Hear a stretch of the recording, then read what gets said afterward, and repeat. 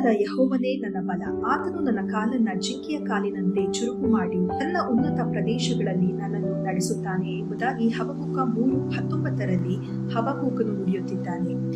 ಇದೇ ವಾಕ್ಯವು ನಮಗೂ ಸಹ ಈ ತಿಂಗಳಿನ ವಾಗ್ದಾನದ ವಾಕ್ಯವಾಗಿದೆ. ಹಬಕ್ಕೂಕನು ಈ ಪುಸ್ತಕವನ್ನ ಬರೆಯುವಾಗ ತನ್ನ ಸುತ್ತಮುತ್ತಲಿರುವಂತಹ ಸಂಗತಿಗಳನ್ನು ನೋಡುತ್ತಾ ಭಯದಿಂದ ನಡುಗಿದನು. ಆದರೆ ಈಗ ತನ್ನ ದೇವರ ಬಗ್ಗೆ ತನಗೆ ತಿಳಿದಿರುವ ವಿಷಯದಲ್ಲಿ ವಿಜಯೋತ್ಸವವನ್ನ ಸಂಭ್ರಮಿಸುತ್ತಾ ಕೊನೆಗೊಳಿಸುತ್ತಿದ್ದಾನೆ. ಈ ವಾಕ್ಯವು ನಮಗೆ ವಿಜಯ ಹಾಗೂ ಸ್ಥಿರತೆಯ ಚಿತ್ರಣವನ್ನ ನೀಡುವಂತದ್ದಾಗಿದೆ. ನಾವು ಜಿಂಕೆಯನ್ನು ನೋಡುವಾಗ ಅವು ಅಪಾಯಕಾರಿಯಾದ ಬಂಡೆಗಳ ಮೇಲೂ ಸಹ ನಿಲ್ಲಬಹುದಾಗಿದೆ ಮತ್ತು ಭಯವಿಲ್ಲದೆ ಎತ್ತರಗಳನ್ನ ದಾಟುವಂತದ್ದಾಗಿದೆ. ಇದನ್ನೇ ದೇವರು ನಮ್ಮ ಜೀವನದಲ್ಲಿಯೂ ಸಹ ಮಾಡುವವನಾಗಿದ್ದಾನೆ. ಮಾನವ ಸಾಮರ್ಥ್ಯಕ್ಕೂ ಮೀರಿದ ಶಕ್ತಿಯನ್ನ ಆತನು ನೀಡುತ್ತಾನೆ ಮತ್ತು ನಾವು ನಿಂತಿರುವ ನೆಲವು ಅಲುಗಾಡುತ್ತಿದ್ದರೂ ಸಹ ನಾವು ಬೀಳದಂತೆ ನಮ್ಮ ಕಾಲುಗಳನ್ನ ದೃಢವಾಗಿ ನಿಲ್ಲಿಸುತ್ತಾನೆ.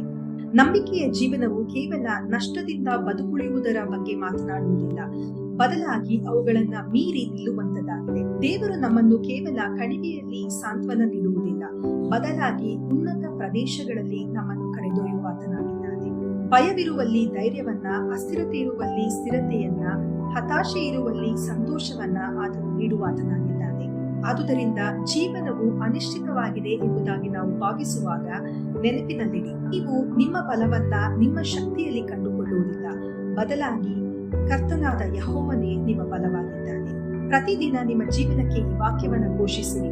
ಕರ್ತನಾದ ಯೆಹೋವನೇ ನನ್ನ ಬಲ, ಆತನು ನನ್ನ ಕಾಲನ್ನ ಜಿಂಕೆಯ ಕಾಲಿನಂತೆ ಚುರುಕು ಮಾಡಿ ಉನ್ನತ ಪ್ರದೇಶಗಳಲ್ಲಿ ನನ್ನನ್ನು ನಡೆಸುತ್ತಾನೆ ಎಂಬುದಾಗಿ. ದೇವರು ಈ ವಾಗ್ದಾನವನ್ನ ನಿಮ್ಮ ಜೀವನದಲ್ಲಿ ನೆರವೇರಿಸಿ ದೇವರು ನಿಮ್ಮನ್ನ ಆಶೀರ್ವದಿಸಿ.